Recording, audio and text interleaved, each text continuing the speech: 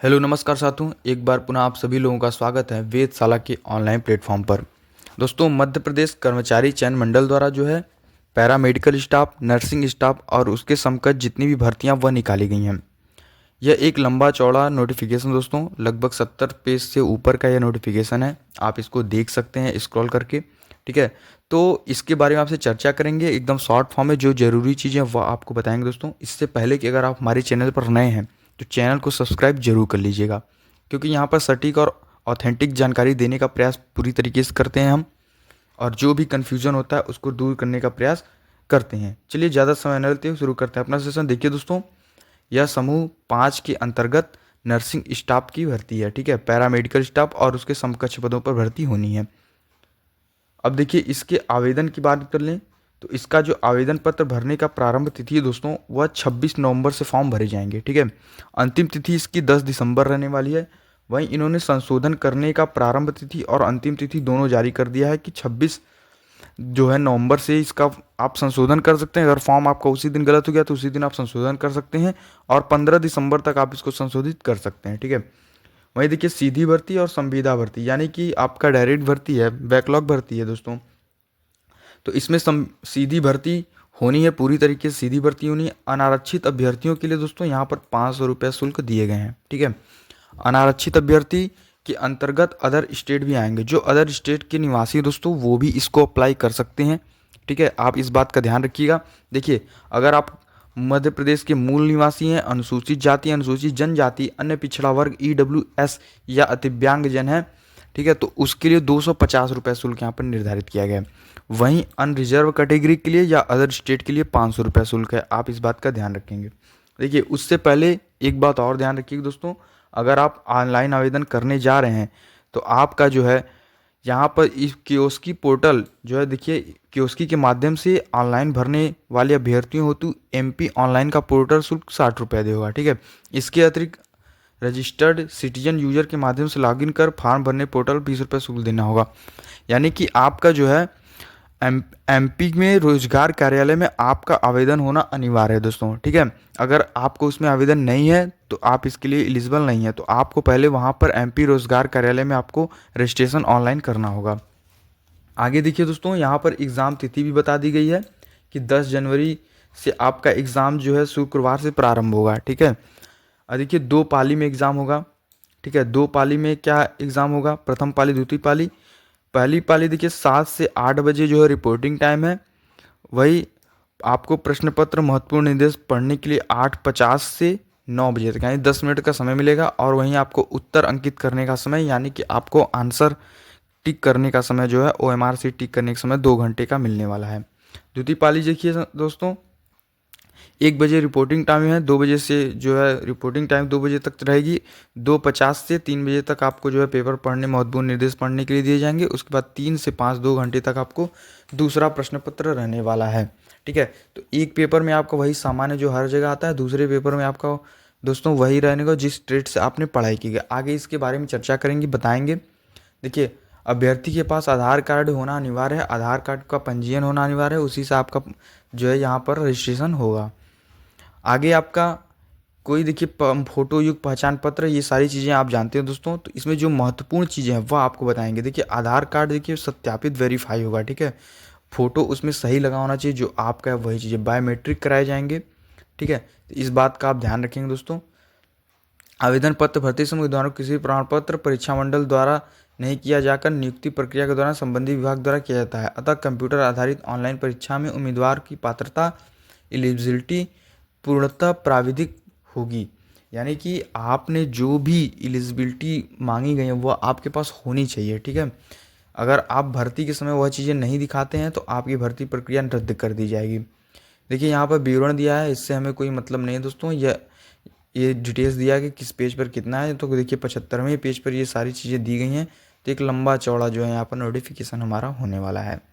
जरूरी चीज़ों की बात कर लें दोस्तों, देखिए जो हमारे लिए ज़रूरी चीज़ें हैं कि हमें मिनिमम कितने प्रतिशत अंक लाने हैं। इसमें 100 नंबर 100 क्वेश्चन होंगे। ठीक है, 100 अंक के होंगे क्वेश्चन।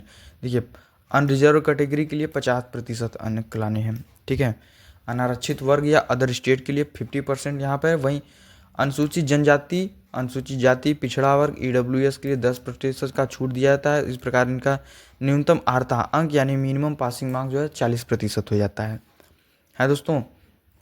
उसके बाद देखिए,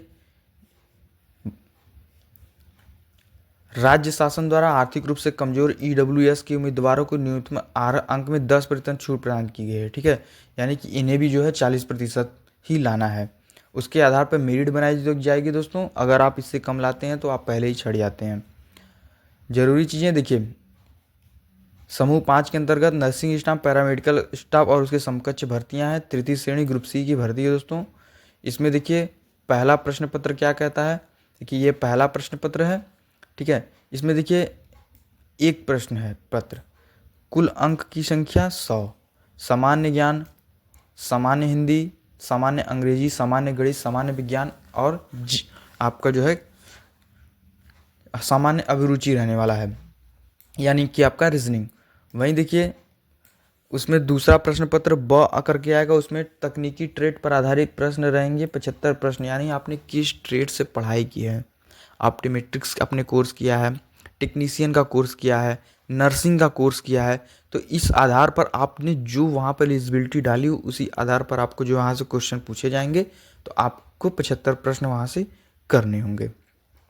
चलिए यहाँ पर देखिए आपका जो है एलिजिबिलिटी बता दिया गया कि अभ्यर्थी के पास क्या योग्यता होनी चाहिए। अभ्यर्थी को उसके द्वारा अपना आवेदन प्रस्तुत करने की तिथि को मांग करता विभाग के विभागीय भारतीय नियमों के उपबंधों के अनुसार शैक्षणिक तकनीकी व्यावसायिक अर्हता, यानी कि आपने जिस भी ट्रेड से फॉर्म भरा है या आप जो भी ट्रेड आपका होने वाला है वो आपके पास होना चाहिए। अगर आपके आयोग उसकी मांग करता है तो आपको द्वारा उसको जो है अनिवार्य रूप से लाना होगा या प्रस्तुत करना होगा, ठीक है। देखिए 10+2 आपके पास होना चाहिए, 10+2 आप सभी जानते हैं। संबंधित ट्रेड में आपको जो है डिप्लोमा की उपाधि नहीं, आपको कम से कम डिप्लोमा कर किया होना चाहिए जिस भी ट्रेड से आप फॉर्म भर रहे हैं। जिस भी चीज़ के लिए अलग अलग ट्रेड है, अलग अलग इसमें जो है वैकेंसी है। आयु सीमा की बात कर लें दोस्तों तो 18 से 40 वर्ष आयु सीमा न्यूनतम रहने वाली है और 40 वर्ष अधिकतम रहने वाली है। अभी 5 वर्ष का छूट दिया जाएगा, तो इस प्रकार से अधिकतम आयु सीमा जो है 45 वर्ष हो जाएगी। और किन के लिए छूट है, अनुसूचित जाति, अनुसूचित जनजाति, ओबीसी वर्ग के लिए यहाँ पर छूट है, और जो है एमपी के मूल निवासी के लिए। लेकिन अगर आप अनरिजर्व कैटेगरी में आते हैं तो आपको इसका लाभ नहीं दिया जाएगा। देखिए यहाँ पर लिखा हुआ है खुली प्रतियोगिता है, 18 से 40 यहाँ पर है, 5 वर्ष का जो है छूट प्रदान करके 45 वर्ष कर दिया गया है। और किसके लिए, मध्य प्रदेश के मूल निवासी, ओबीसी, एसटी, एससी के लिए। और अगर आप जिसे इस विभाग में अगर आप कर्मचारी रह चुके हैं तो आपको यहाँ पर छूट प्रदान की जाएगी। आगे कुछ ज़रूरी चीज़ें हैं जो आपको जान लेनी आवश्यक है, ठीक है। एक लंबा चौड़ा या एक दस्तावेज है दोस्तों। बाकी कुल मिला जुला के आपको कौन कौन सी आपके पास योग्यता होनी चाहिए, कौन कौन इसको फॉर्म भर सकते हैं, यह चीज़ें आप देखिए, ठीक है। बाकी सारी चीज़ें बाद में हो जाती हैं। पहले देखिए आरक्षण, देखिए किस प्रकार से यहाँ पर मिला हुआ है। अनुसूचित जनजाति, अनुसूचित जाति के लिए 16%, ओबीसी वर्ग के लिए 27%। यह जो है माननीय न्यायालय के निर्णयाधीन है, लेकिन 27% यहाँ क्लियर किया गया है। आर्थिक रूप से कमजोर ईडब्ल्यूएस के लिए 10%, ठीक है। तो यह यहाँ पर आरक्षण लागू हुआ है। देखिए जिला स्तर के पदों पर सामान्य प्रशासन विभाग द्वारा जारी जिलेवार आरक्षण रोस्टर लागू होंगे, इस बात का आप ध्यान रखेंगे। अब देख लेते हैं दोस्तों कि अगर आपके अंदर किसी भी प्रकार की अक्षमता है, दृष्टिबाधित है, कम दृष्टि है, ठीक है, आपको कम सुनाई देता है, लोकोमीटर डिसेबिलिटी है, ठीक है, इस तरीके से आपके अंदर किसी प्रकार की अगर अक्षमता है तो आपको यहाँ पर 1.5% का लाभ आपको यहाँ पर मिलने वाला है, ठीक है। आप देख लीजिएगा। संविदा कर्मियों के लिए, अगर आप संविदा कर्मी हैं तो उसके अनुसार भी आपको जो है कुछ यहाँ पर छूट प्रदान किए जाएंगे। तो आप वहाँ पर फॉर्म, जब भी आप फॉर्म खोलेंगे तो आपको वहाँ पर दिखेगा। शुल्क के बारे में मैंने आपको बता दिया है, 500 रुपये और 250 रुपये शुल्क है। चलिए बाकी ज़रूरी चीज़ें ही आपको मैं बताने का प्रयास करूँगा। देखिए यहाँ पर कोर्स से रिलेटेड चीज़ें हैं। पद दिया है, किस पद में जो है पदों की संख्या क्या है और आपको किस किस पद के लिए आवेदन करने हैं। देखिए जैसे यहाँ पर नर्सिंग ऑफिसर या स्टाफ नर्स के लिए जो है 55 पद हैं, ठीक है। तो आपको नर्सिंग ऑफिसर में आपको उसका कोर्स किया होना चाहिए, ठीक है, तभी आप उसका फॉर्म भर सकते हैं। फार्मासिस्ट आप डिप्लोमाधारी हैं, डी फार्मा किए हुए हैं, बी फार्मा किए हुए हैं, तो आप ये इसके लिए आप एलिजिबल हैं। वहीं आप टेक्नीशियन, किसी लेबोरेटरी टेक्नीशियन का अगर आपने कोर्स किया है तो आप लेबोरेटरी टेक्नीशियन के लिए फॉर्म अप्लाई करेंगे। उसके लिए देखिए अलग अलग कोड यहाँ पर दिए गए हैं। देखिए यहाँ पर पदों की संख्या जो है 323 है। वहीं प्रश्न पत्र कोड क्या है, ABCDEFG, सबके लिए अलग अलग प्रश्न पत्र कोड निर्धारित किए गए हैं। रेडियोग्राफर, डार्क रूम असिस्टेंट के लिए देखिए 76 पद हैं और डी यहाँ पर प्रश्न पत्र कोड है। यानी जब आप फॉर्म अप्लाई करेंगे दोस्तों तो आपसे पूछेगा कि आपके प्रश्न पत्र का कोड क्या है, ठीक है, तो आप वहाँ पर ABCD इस प्रकार से प्रश्न पत्र कोड वहाँ पर देंगे, है ना। तो इसका मतलब कि आपने यह कोर्स किया है। आपने अगर प्रश्न पत्र कोड, आपको वहाँ पर प्रश्न पत्र जो मिलेगा उसमें आपको ये कोड देखने को मिलेगा, तो आप डी वाला ऑप्शन लगा देंगे कि नहीं मेरा डी वाला है, ठीक है। तो आपको उसी अनुसार जो है आंसर टिक करने हैं उसी के। OT टेक्नीशियन का कोर्स आपने किया है, ऑप्टोमेट्रिक का कोर्स किया है, डेंटल का कोर्स किया है, स्पीच थेरेपिस्ट किया है, प्रोस्थेटिक एवं ऑर्थोटिक टेक्नीशियन का कोर्स किया है, radiotherapy technician, anaesthesia technician, ECG technician, CSD technician, इस तरीके से इतने सारे कोर्स हैं दोस्तों, इसमें पद हैं और इतने सारे ट्रेड हैं। इन सारे ट्रेड में अगर आपने किया हुआ है दोस्तों तो आप इसके लिए एलिजिबल हैं, आप जरूर फॉर्म अप्लाई करिएगा। वहीं प्रश्न पत्र कोड ABCDEFGH से लेकर के O तक यहाँ पर प्रश्न पत्र कोड है। पदों की संख्या 881 यहाँ पर दर्शाती है। आप देख लीजिए अलग अलग जो है पदों के लिए अलग अलग यहाँ पर पद संख्या दी गई हैं। अब देखिए इसमें क्या है कि कैटेगरी वाइज यहाँ पर पदों को जो है डिवाइड कर दिया गया और आपको यह बता दिया गया है कि किस विद्यालय में कितने पद खाली हैं, ठीक है। तो आप इसको यहाँ पर स्क्रीनशॉट ले लीजिए दोस्तों, आप इसको देख सकते हैं, अच्छे से आप रीड कर सकते हैं। यहीं यहाँ पर शासकीय चिकित्सा महाविद्यालय में देखिए दोस्तों, यहाँ पर ये सारी अगर आप जोड़ेंगे तो यहाँ तक, ठीक है, यहाँ तक आपको ये सारे इस विद्यालय में आपको यहाँ पर पद देखने को मिल रहे हैं, ठीक है। 17 पद, इसमें 7 पद EWS के लिए, 10 पद रेडियो टेक्निग्राफर के, 17, 7, 10, इस प्रकार कुल 65 पद रेडियोग्राफर के आपको देखने को मिल रहे हैं। तो इस प्रकार से ये महाविद्यालय हैं जहाँ जहाँ पर आपको नियुक्ति मिलेगी दोस्तों। अगर आपका सिलेक्शन हो जाता है तो आप इसको अच्छे से देख लीजिए, ठीक है। अगर बाकी ज़रूरी चीज़ें क्या है, ये सारी चीज़ें तो सिलेक्शन के बाद आपको पता करनी है। वहीं आपको ज़रूरी चीज़ें हैं कि आपने कौन सा कोर्स किया है, यह चीज़ें आपके लिए बेहद इंपॉर्टेंट हो जाती है, ठीक है। तो ज़रूरी वही चीज़ें थी। और आप अगर MAPB के मूल निवासी हैं तो आपको वहाँ पर आरक्षण का लाभ मिलेगा। देखिए दोस्तों यहाँ पर कोर्स के बारे में दिया गया है। वहीं वेतन के बारे में देख लीजिए दोस्तों, 28,700 से लेकर 91,300 तक का वेतन आपको मिलेगा, ठीक है। तो ये एक अच्छा खासा वेतन रहने वाला है। लेवल 7 तक का वेतन है दोस्तों। न्यूनतम शैक्षिक योग्यता जीव विज्ञान, रसायन विज्ञान, विज्ञान संकाय से होना चाहिए। 10+2 का जो है होना चाहिए, यानी इंटरमीडिएट। वहीं रेडियोग्राफर का निर्धारित 6 माह का प्रशिक्षण होना चाहिए। मध्य प्रदेश चिकित्सीय परिषद जीवित पंजीयन, यानी कि MP में जो है चिकित्सीय परिषद जीवन पंजीयन, यानी कि आपका जो रजिस्ट्रेशन है वह जो है चलना चाहिए, यानी कि रजिस्ट्रेशन डेड हो चुका है, ठीक है। तो न्यू रजिस्ट्रेशन आपका होना चाहिए। एक्सरे रेडियोग्राफर 2 वर्षीय डिप्लोमा या 3 वर्षीय डिप्लोमा, जो भी डिप्लोमा हो, तो ये सारी चीज़ें आपके पास होनी चाहिए दोस्तों। यहाँ पर एकदम साफ तौर पर कहा गया है, ठीक है। लेबोरेटरी टेक्नीशियन के लिए देखिए 162 पद हैं, ठीक है। वहीं किस प्रकार से किन को छूट दी जाएगी वह यहाँ पर दर्शाया गया है, किस किस पद के लिए और किस किस के लिए कितने कितने पद हैं। देखिए वहाँ अन्य पिछड़ा वर्ग को 14%, आरक्षण को 87% पदों की मुख्य आरक्षण तालिका 141 पद यहाँ पर, ठीक है। उसी तरह देखिए शेष 13% पदों की प्रावधिक काल्पनिक आरक्षण था 21 पद माननीय न्यायालय के निर्णयाधीन में है OBC वर्ग के लिए। यह बात मैंने आपको पहले ही बता दी है। फार्मासिस्ट के लिए देखिए 94 पद हैं, ठीक है, सीधी भर्ती है। पद को 3 है, यानी कि आपको डिप्लोमा होना चाहिए फार्मासिस्ट में दोस्तों, ठीक है। 82 पद यहाँ पर OBC वर्ग के लिए है। इसी प्रकार अलग अलग जो है ट्रेड में अलग अलग पद दिए गए हैं और उनके बारे में पूरी डिटेल से इसमें बताया गया है। क्योंकि आपके पास आपने अगर किसी प्रकार का कोई कोर्स किया हुआ है, ठीक है, मेडिकल लाइन्स में, ठीक है, मेडिकल से रिलेटेड कोई भी कोर्स किया हुआ है तो आप इसको अप्लाई कर सकते हैं, क्योंकि लगभग यही सारे कोर्स आपको लोग को कराए जाते हैं। फार्मेसी के कोर्स कराए जाते हैं, टेक्नीशियन के कोर्स कराए जाते हैं, ठीक है।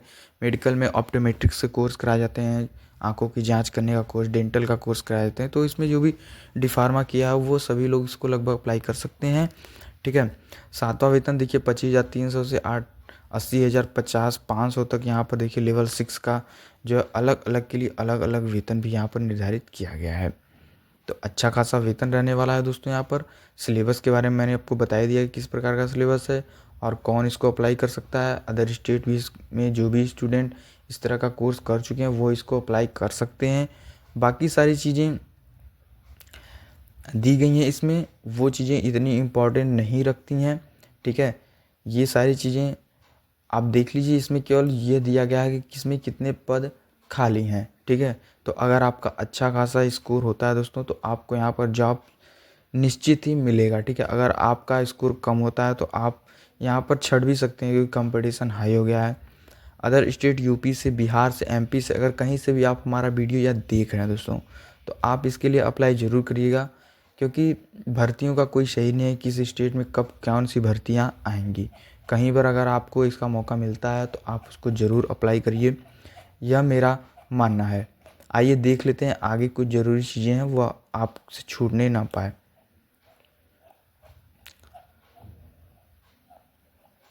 जो चीज़ें दोस्तों मैंने आपको ऊपर बताई, ठीक है, उन्हीं चीज़ों के बारे में पूरी डिटेल्स में यहाँ पर नीचे एक एक हर एक पद के बारे में यहाँ पर दिया गया है जानकारी। देख लीजिए हर एक पद के बारे में और उसके वेतन के बारे में यहाँ पर जानकारी दी गई है, ठीक है दोस्तों। देखिए विद्यालय वाइज दिया गया है, ठीक है। तो आपको यह नहीं देखना है कि कहाँ पर कितने पद हैं, पहले आपको क्या करना है, फॉर्म को अप्लाई करना है, ठीक है, अच्छे से तैयारी करनी है और एग्ज़ाम को देना है।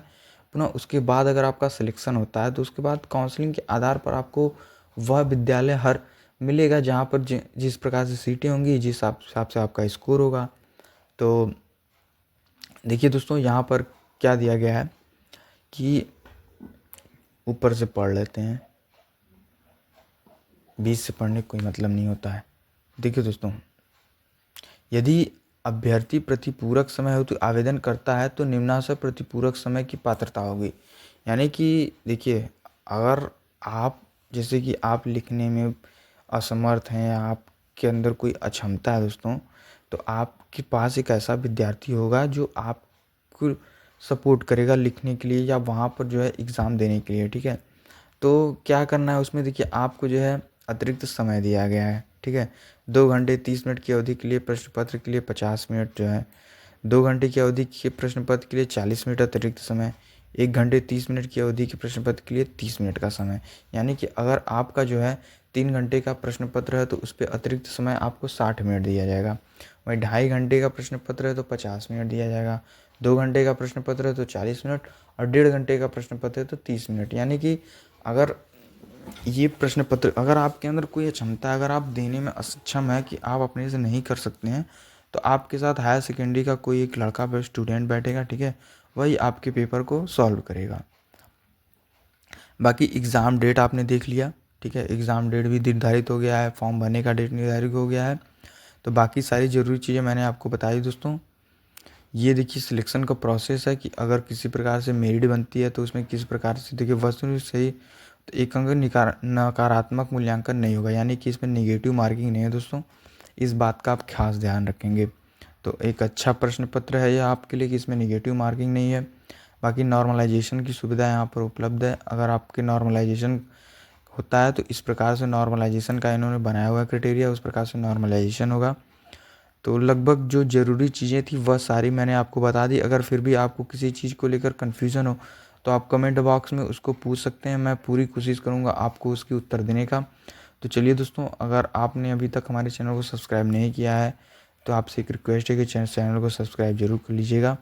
मिलते हैं अपने नेक्स्ट वीडियो में, तब तक के लिए नमस्कार।